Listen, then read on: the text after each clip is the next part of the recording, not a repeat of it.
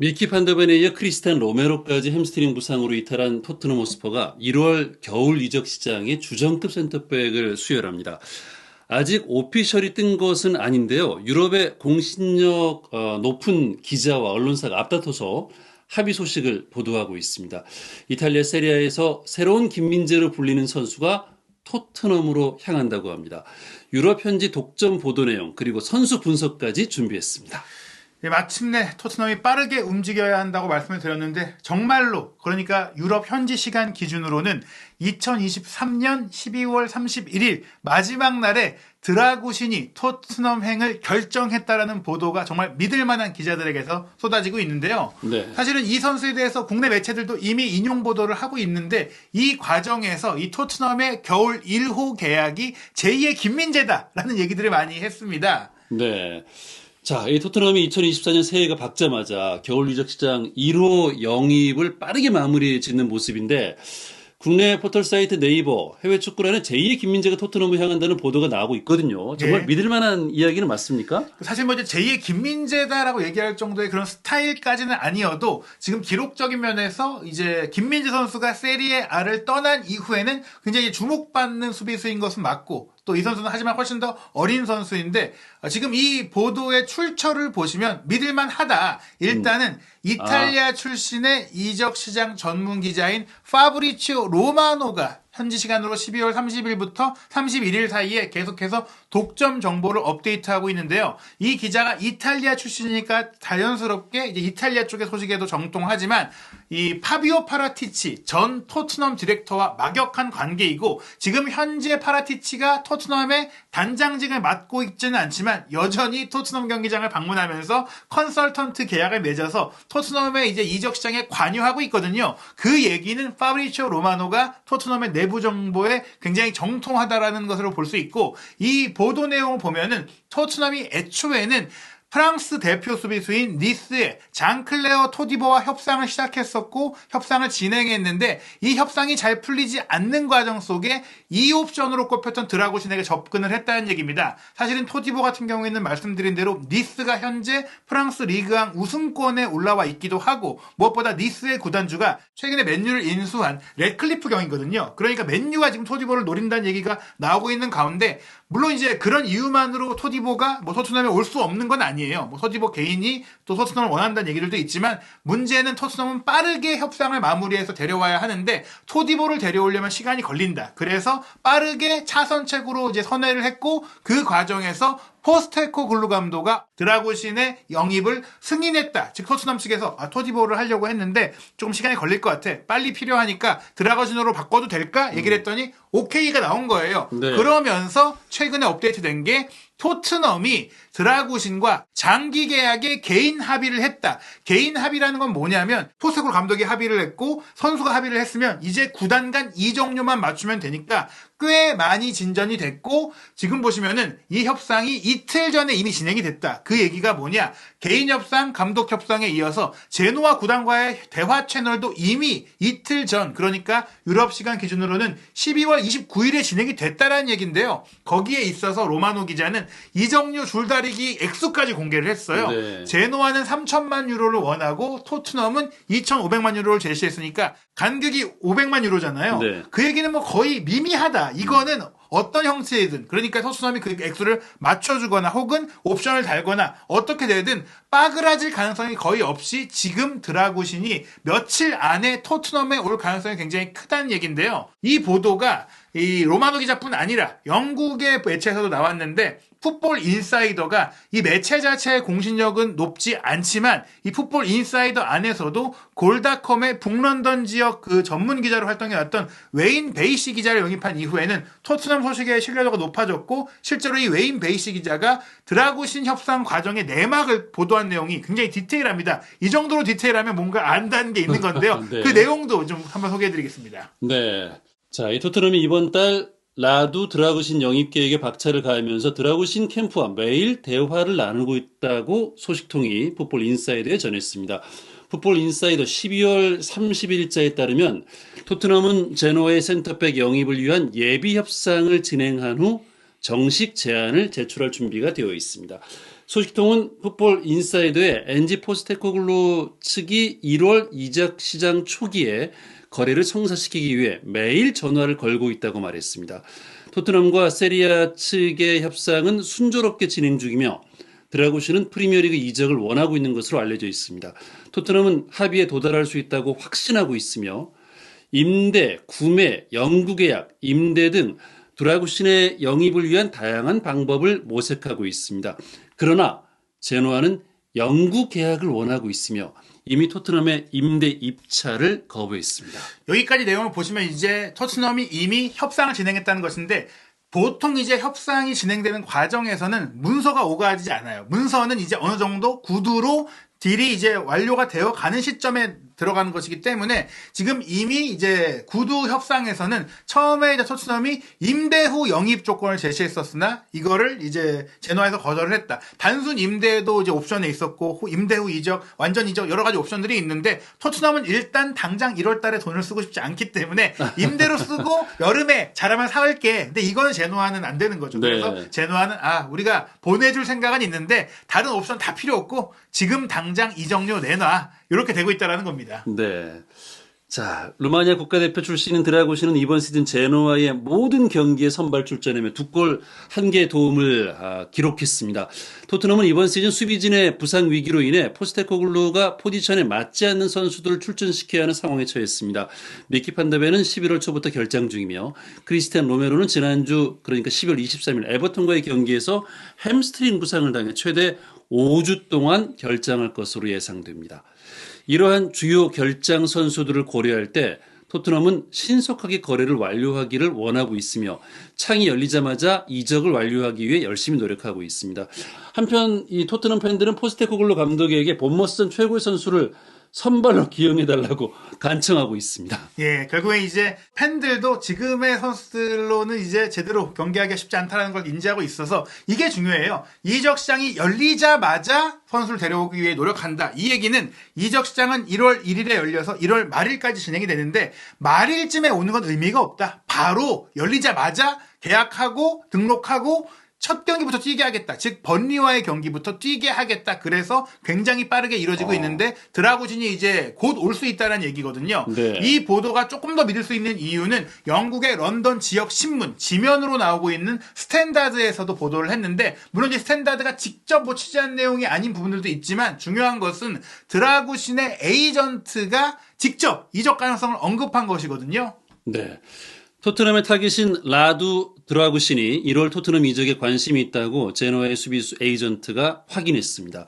스탠다드 스포츠는 다가오는 이적 시장에서 엔지 포스테코글루 감독이 시즌 전반기 부상과 출전 정지로 큰 타격을 입은 수비진을 보강하기 위해 이 센터백에 관심을 보이고 있다고 전했습니다. 이탈리아의 보도에 따르면 장클레르 토디보에 대한 니스와의 협상이 결렬된 후 드라구신이 토트넘의 최우선 영입 대상이라고 하며 루마니아 출신 수비수 드라구신의 에이전트 플로린 마네아는 이적이 자신의 고객들에게 어필할 것이라고 밝혔습니다. 우리는 이적 시장 이후에 이야기하자고 스스로에게 이야기를 나눴다라고 에이전트는 스포트 이탈리아에 말했습니다. 이제 이 얘기가 결국에는 모든 그 구단에 관련된 사람들, 에이전트, 선수 본인, 그 구단 다 이제 이적 제안에 대해서 대화를 나눴다, 논의를 하고 있다, 오퍼가 왔고 그에 대해서 어떻게 할지에 대한 의견을 나누고 있다라는 것인데요. 여기서 이제 에이전트의 중요한 말은 우리가 떠나고 싶은 건 아니다. 하지만 커리어를 도약시킬 수 있는 중요한 클럽의 제안이 온다면 당연히 검토해야 된다. 좋은 오퍼가 오면 당연히 우리가 제노아에 불만이 있어서 그런 게 아니라 들어볼 수 있는데 제노아 측에서도 구단도 그렇다더라. 3천만 유로, 한국 돈으로 430억 정도의 오퍼라면 협의할 수 있다, 협상할 수 있다라는 얘기니까 우리가 나가겠다고 떼쓰는 게 아니라 제노아도 이 정도 돈이라면 보일 수 있다라고 얘기가 오는데 일단 인생에 이런 기차가 한두 번 온다. 즉 좋은 기회다라는 얘기죠. 우리가 하지만 서두르진 않겠다. 우리가 쫓기듯이 가진 않겠다. 그래서 우리가 지금 뭐 토트넘만이 아니라 이름을 얘기한 건 아니에요. 여러 팀이 지금 관심을 보이고 있는데 좋은 결과가 오면 우리가 이적을 하겠지만 그렇지 않다면 제노아에 남을 수도 있고 또 이번에 만약에 이적을 안 하면 제노아랑 연장 계약도 할 수 있다. 이게 이제 현재 소속팀인 제노아를 존중하는 이야기를 에이전트가 한 것이지만 이 얘기의 이제 배경은 제노아가 기분 나쁘면 이 딜이 안 될 수가 있으니까 이렇게 얘기를 해놓고 이제 보내달라는 얘기거든요. 네. 그러면서 지금 우리가 제노아를 떠나려면 제노아보다 높은 팀이어야 한다라고 얘기한 거잖아요. 돈 때문에 떠나는 게 아니다라는 얘기예요. 프리미어리그의 5, 6위권, 뭐 사실 우승권이 아니니까 이 팀을 얘기한 거예요. 토트넘이 5위잖아요. 이탈리아 내에서라면 인터밀란이나 AC밀란 같은 상위권 팀일 경우에만 우리가 갈 수 있다라는 건데 이 팀이란 얘기는 아니다라면서 한번 단서를 달긴 했어요. 네. 그러면서 강력한 팀, 그런 팀들이 관심을 보인다면 기쁠 것이다. 지켜보자라고 했는데 또 하나 흥미로운 얘기가 이 드라구신이 사실은 유벤투스에서 영입했던 유망주거든요. 유벤투스에서 영입했던 유망주가 포텐을 못 터뜨리고 토트넘에 와서 포텐이 터진 경우가 있습니다. 벤탄쿠르와 쿠르세스키죠. 그와 같은 결을 갖고 있는 드라구신이 온다면 빠르게 또 적응할 수 있다라는 기대감을 가질 수가 있습니다. 네. 자, 계속해서 이 드라구신에 대한 이야기를 나누고 있는데요.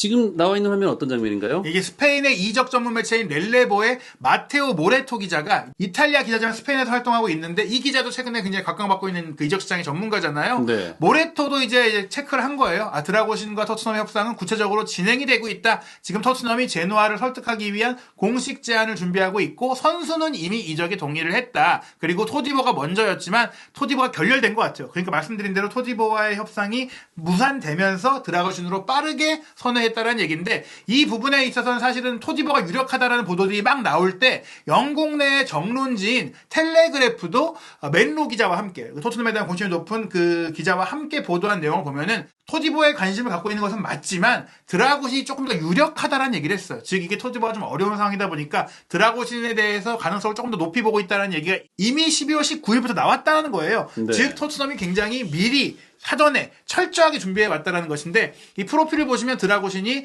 토트넘이 원하는 프로필의 선수입니다. 2002년생 아직 어리고요. 191cm 키가 커서 신체 조건이 좋고요. 오른발잡이 센터백이긴 하지만 수비 라인의 모든 포지션을 소화할 수 있잖아요. 오른쪽 센터백, 왼쪽 센터백과 오른쪽 풀백과 왼쪽 풀백까지 다 되는 선수다. 물론 이 선수가 풀백으로는 솔직히 잘한다고 할 수는 없겠지만 범용성이 있다. 이게 토트넘이 그거잖아요. 가성비 좋은 선수 찾는다. 지금 또 세리아에서 잘하고 있지만 이적 시장 가치가 1,000만 유로니까 아주 오버페이를 할 필요가 없는 선수다. 딱 토트넘 스타일의 선수라는 것입니다. 네. 자, 드라구신이 이제 어떤 선수인지 지금 저희들이 확인해 보고 있는데 대표팀 커리어도 화려하네요. 예, 일단은 뭐 기본적으로 15세 이하부터 16세, 17세, 18세, 19세, 21세 이하를 거쳐서 지난해 2022년 3월부터 이제 성인 대표팀에서 뛰면서 또 모든 경기를 뛰었어요. 12경기를 벌써 뛰었거든요. 이 얘기는 루마니아에서 거의 어릴 때부터 현재까지 엘리트 코스를 다 밟아왔다라는 얘기고요. 이 선수가 이제 루마니아 선수지만 결국에는 이제 유벤투스의 스카우트가 되면서 유소년 시절에 이미 델성 부른 떡잎으로 기대를 받으면서 유벤투스와 계약을 했는데 아무래도 유벤투스에서는 이제 성인 프로 경기에서 출전기를 많이 갖기가 어렵잖아요. 그래서 이제 삼프도리아로 임대를 갔었고 살레르니타나로 임대를 갔었고 제노아로 임대를 갔다가 이제 제노아가 그냥 우리 팀으로 완전 이적을 해라 해서 이제 550만 유로를 지불하고 데려갔어요. 그러면서 유벤투스를 떠나게 된 상황인데 제노아에 와서 주전으로 뛰면서 세리에A에서 최정상급의 센터백으로 인정을 받으면서 이제는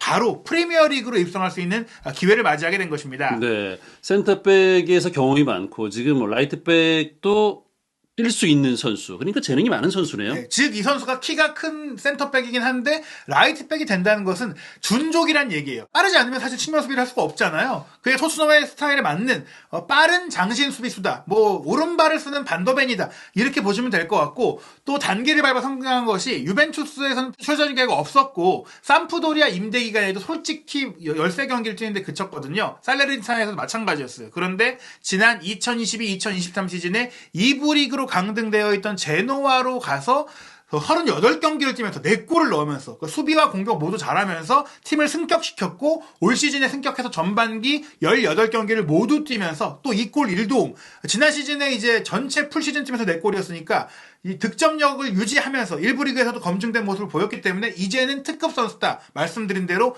혜성처럼 이제 세리에A에서 보여줬던 이 새로운 김민재다. 루마니아의 김민재다. 이런 얘기를 듣고 있는 선수입니다. 네. 자, 라두 드라구신이라는 이 21살, 2002년생, 루마니아 국가대표 출신의 191cm의 장신 수비수인데, 이 선수의 지금 히트맵도 화면에 나오고 있는데요. 네, 정말 전방위 활약이잖아요.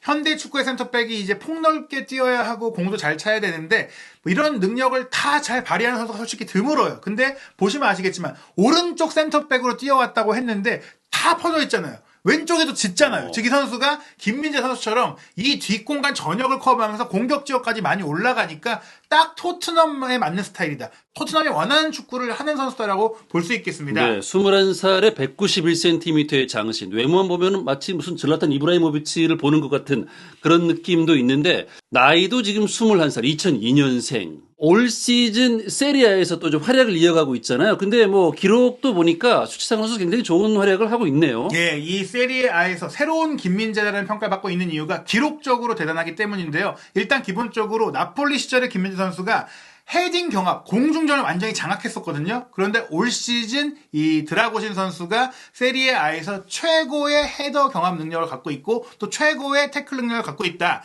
올 시즌 드라고신 선수가 현 시점까지 전반기 경기까지 최다 헤더 경합 승리 53회나 헤더를 따낸 기록을 갖고 있고 드리블 돌파는 단 한 번밖에 허용하지 않을 정도로 완벽하게 뒷공간을 틀어 막았고 네. 태클 성공률이 또 세리아 전체 1위예요. 무려 93.8%. 이 선수가 태클을 했다 하면 다 잘라낸다. 태클도 잘하고 헤딩도 잘 걷어내고 게다가 이제 드리블을 허용하지 않는다. 엄청난 기록인 것이죠. 네. 드라구신 선수 지금 뭐 지표상으로만 놓고 본다면은 뭐 엄청난 선수로 또 성장할 것 같은 느낌을 주고 있는데요. 공중볼 경합 승률도 70%.